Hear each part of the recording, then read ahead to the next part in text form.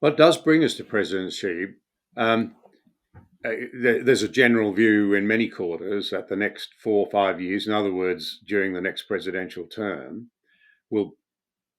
is the most dangerous time of all. The warnings that the Chinese military has been told to be ready by 2027 to take Taiwan by force if necessary. I would imagine that Trump's re-election is hardly being welcomed in Beijing today.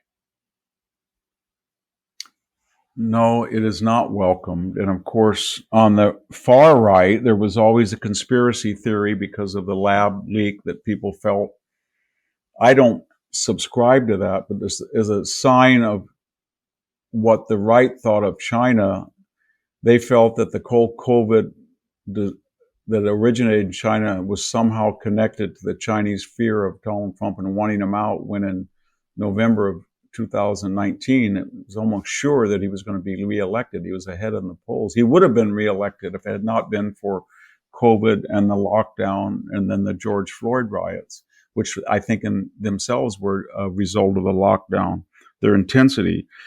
So China realizes that for all the talk about they are ascendant and they are all powerful and they have a bigger military, they still have, I think, and most economists will agree, that they still have only about 70 to 80% of our GDP.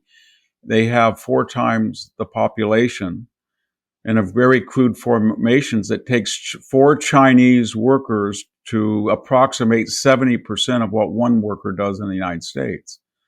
We're a very productive society, and in many areas, for all of the Chinese stealing and copying, we're much more preeminent. And under Trump, I think China will be faced with a lot of things that is going to bother them. They have over 300,000 students come here. Most people think 2 or 3% are actively engaged in espionage. I don't think that's going to continue. I think that they have a lot of asymmetrical tariffs. They know that. I think for everyone, Trump will try to outdo their tariffs. Not a blanket tariff, but a tit for tat.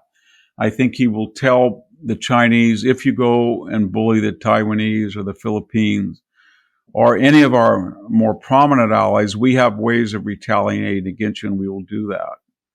And we wish you wouldn't do that. The thing about it's so strange is that under prior Republican administrators, candidates that believed in the same theory of deterrence as Trump, there was kind of a braggadocio that was different than Trump's. They actually would kind of brag that we want to go to war with them or something. Trump talks a great game, but he does not want to destroy relations with China or any of our adversaries. He just wants to remind them that they have overreached and what they're doing is not in their interest, and they will stop it. But he doesn't really want to go to war.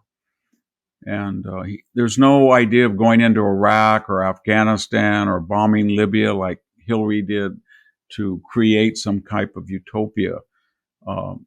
He doesn't have any dreams like that. It's all Jacksonian, and he wants to protect the Western world.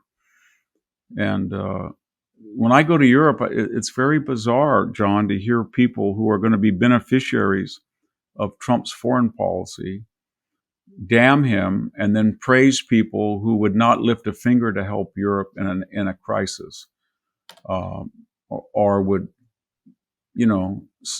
Trump said to the Germans, "You're playing with fire with the Nord Stream pipeline #2, and you're heavily dependent on natural gas, and we better stop that for your own benefit." Biden then said he was a warmonger, or he was alienating our ally, and then they went over. Trump tried to stop the pipeline. Biden came in and green-lighted it, which was, I think, unfortunate. And the same thing, they said Trump suspended armaments. He did not. He everything that the Congress approved, he sent to Ukraine eventually. Biden came in and put another arms embargo on Ukraine. And he said he would only react if it was a major invasion, if Putin went into Ukraine. He asked Zelensky, "Do you want to ride out? We'll fly you out of Kiev the first week." So it's a very strange paradoxical disconnect where people who are beneficiaries of American muscularity attack the person who cares for them or wants to help them, and then praises the multilaterals people who appease and would allow them to be very vulnerable. And yet it's all emotional. They just don't like Donald Trump's visage. They don't like the way he looks. They don't like his accent. They don't like his mannerisms. They don't like his language. So they can't get over that.